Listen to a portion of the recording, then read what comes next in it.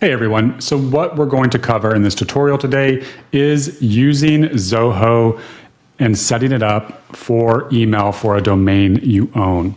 And let's talk about why you would possibly want to do this and when this makes sense. So what I recommend most of the time for email for a domain you own is Google Workspaces.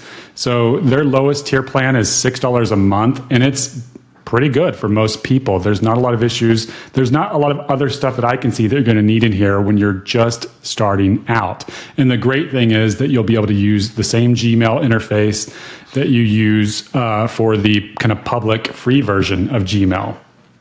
Now, one great thing about Google Workspaces, and I have videos about this, is, and I'll include the links to those videos in the description of this video, but you can add up to 30 additional domains to your Google Workspace account that you can send mail from. And now this is all within one user. If you want to add another user and have them send email from another domain, you need to purchase, you need to pay an additional $6 a month. But because they do allow this, this is great for bootstrappers who have a bunch of projects and they need emails and to be able to send and receive emails across many different domains. Now, one limitation of Google Workspaces that I haven't yet found a way around is that when you do add a domain alias, the emails that you send from the Gmail interface, even though you're sending them from, for example, support@domaincrafter.ai, that's the product I launched on Product Hunt last week. So even though I'm sending it from that, look in here, it's actually getting mailed by and signed by leetsoftware.com. So what is that? So that is actually another domain I own, and it's the primary domain for that Google Workspace account. So the mail always gets signed by and mailed by the primary domain. For many of us, this isn't an issue, right? This is just an LLC holding company I own, and I don't mind if its name gets exposed, right? But maybe you have a brand that you don't want to mix these brands and you don't want this to happen. Now, this would only happen if someone came in here and viewed this additional information. So it's a very small issue. Now, the interesting thing is there may be a way around this, and I'm going to test this out, but I saw this on Reddit when I did some research just now.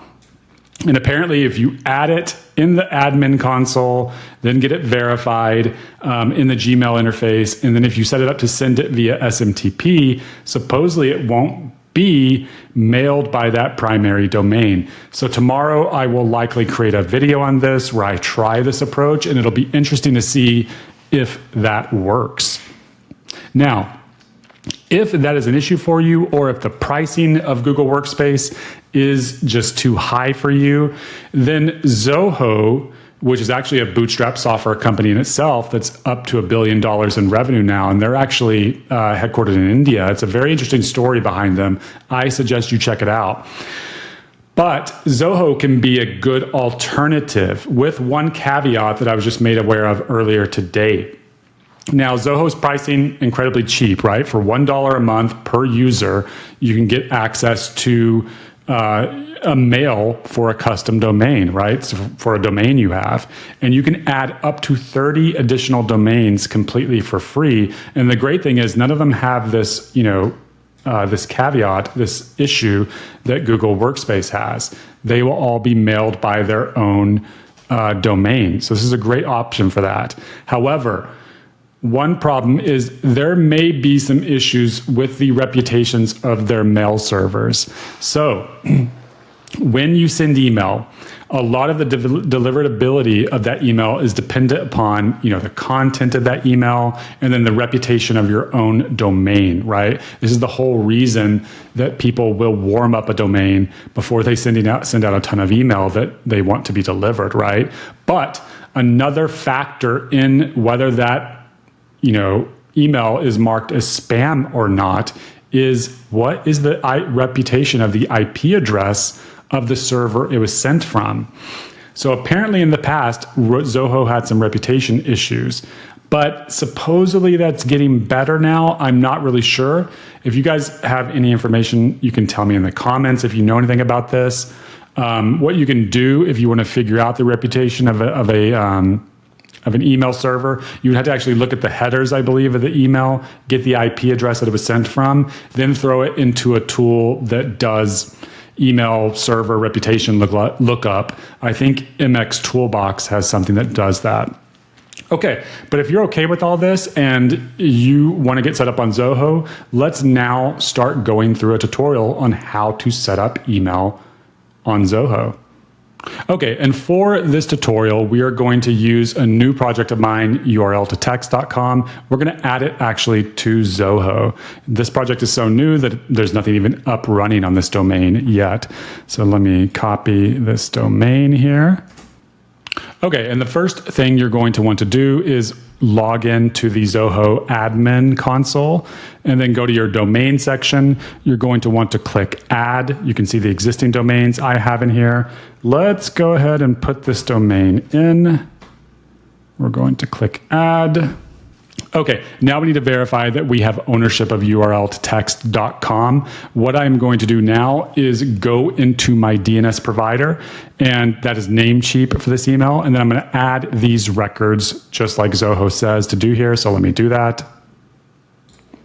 Okay, and so I've added the text record in here for the root of the domain with this value that Zoho provided to me. And you could just get that from right here. Now let's click on verify text record and let's see if this is actually even, okay, so it's not noticing this yet. Let me pause the video and we will get back to it once this is actually showing up so they can verify that I do own this domain. Okay, so that happened very quickly. They've proved now that I do indeed own this domain because I have control over it and I am able to add text records. Now what we're going to do here is add all these records that we need to set up email. And we're also going to be setting up at the same time SPF and DKIM for the domain. These are all kind of domain verification, so email sending verification stuff, basically. This setting up these records, SPF, DKIM, and then eventually a DMARC record makes it to where when email is sent from your domain, it is known that it is indeed you who sent it. And if that email is not sent by people you've authorized, domains you've authorized to send on your behalf, then that email either gets thrown away or ignored or possibly nothing happens to it. It all depends on that DMARC record, but that's what this is all about. So I'm going to quickly get these records set up in Namecheap, and then we'll come back and see what we do next. Okay, and so I have quickly added all these records into my DNS, and we have here the SPF text record, which basically says I want to allow emails from my domain from zohomail.com. Then we have the domain key record, which is essentially a signing method here. I believe that's a public key is what that is, that gets input in here so that people know that the private key that Zoho has stored on your behalf was actually used to sign this the email, essentially. And then finally, we've set up the MX records that allow us to send and receive email, or I guess receive email on through Zoho. So we've got all those added. That was added just a few minutes ago. Let's see if any of these are ready to go here. Verify all records. Wow, okay. Did that work? Let's see. Yeah, okay. So they all got set up really, really quickly. They were all detected by Zoho super quickly. So we should be good now. We haven't set up a DMARC record for this, but we don't necessarily need that. So let's see if we can send and receive email now. And I almost forgot, actually, before you can send email with Zoho, once you've added the domain in here, you need to then go and assign the email that you want it to be on to a user, right? So I'm going to go in here to users. We have these users in here. I'm going to click on one of them. And what we're actually going to do here is then go to, let's see, it's mailbox settings. Yep, exactly. So we've got one of the email aliases here that is set up, and we're going to add a new one. So that'll give a new email alias using the new domain. We don't care what this is going to be called. We're going to say Tim at, what is this, URL to text. Okay, and the email alias, we're just going to do Tim at, and then we select the domain here. There we go. Set as mailbox address. I actually don't know what that means. You guys let me know in the comments if you know what that means. I'm going to click add. Okay, and now that we have done that, we should be able to refresh the Zoho inbox, and we should be able to start sending emails and receiving emails on the behalf of this email address. So let's try that. Okay, and yeah, let's do that. New mail. And instead of Tim at easyportal.io, which is an older product that was never launched, it's going to be Tim at URL text. And then we can just send that to somebody, and let's go ahead and do that. Okay, and I'm actually sending that to my personal Gmail. This will be an interesting test to see if we actually get it and if the deliverability of this brand new email address is, or if it goes straight to spam. Let's see. Okay, and actually, so it went straight to my inbox, It did not go to spam at all. And if we look here, it's being sent from Tim at url-to-text.com, and there you go, mailed by and signed by url-to-text.com. And I'm not seeing any email deliverability issues. I mean, this is straight to a free Gmail account, which should have all the normal Gmail filters on there, filtering out, email. I think if there were existing reputation issues that, especially with a brand new domain that has never had emails sent from it, you would think they would show up here, right? You would think it would go straight to my spam. So maybe those issues with Zoho's email deliverability are resolved. Certainly, I'm able to, out of the box, directly send an email to a Gmail, and it's all good. So that is a great test, and that's the end of this tutorial of setting it up. Right now, let's talk about if we wanted to use Gmail instead of the Zoho interface. How can we do that? Well, let me show you a way to do that, actually.